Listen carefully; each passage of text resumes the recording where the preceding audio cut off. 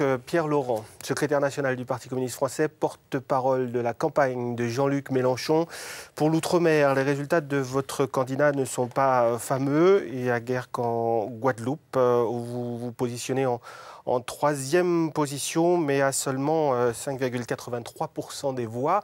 On n'a pas encore les résultats de la Réunion, mais vous attribuez ce mauvais résultat, on peut dire, à quoi? Un défaut de notoriété? La campagne n'a pas été assez longue? Oui, probablement que ça mériterait qu'on aurait dû avoir plus de temps pour aller mener la campagne là-bas et on n'a pas pu le faire avec suffisamment de moyens. Il y a sûrement d'autres explications, mais je pense que en même temps, bon, par rapport à 2007 et aux résultats de l'époque, il y a des progrès aussi dans ce que je connais des résultats pour le moment, parce que je ne les connais pas tous. Ouais, c'est que partiel. Donc c'est des résultats qui sont provisoires, mais ça veut dire qu'il y a beaucoup d'efforts à faire. Et peut-être que notre message, qui était pourtant un message très clair sur le développement des Outre-mer et les nouveaux moyens que nous voulons donner à ce développement, n'a pas été suffisamment entendu.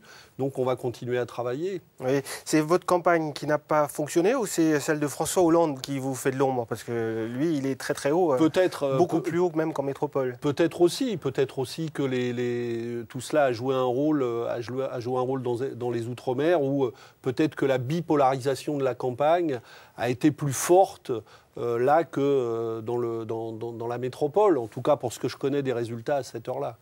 Est-ce que ce n'est pas aussi le résultat de vos soutiens qui, tout en soutenant, appréciant le combat de Jean-Luc Mélenchon, n'étaient pas forcément pour voter?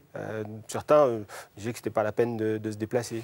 Oui, il y a peut-être aussi ce phénomène-là. Il faut aller regarder de plus près. Je vous dis, je n'ai pas encore assez d'éléments pour ça, pour le dire, mais peut-être aussi qu'une partie de ceux qui se reconnaissent dans les combats que nous portons désespèrent encore de la possibilité de changer à travers les urnes, et peut-être que nous avons des efforts à faire pour mobiliser ces forces-là au plan électoral, des forces que parfois nous trouvons à nos côtés ou en voisinage ou en cousinage, disons, dans les luttes et les mobilisations sociales.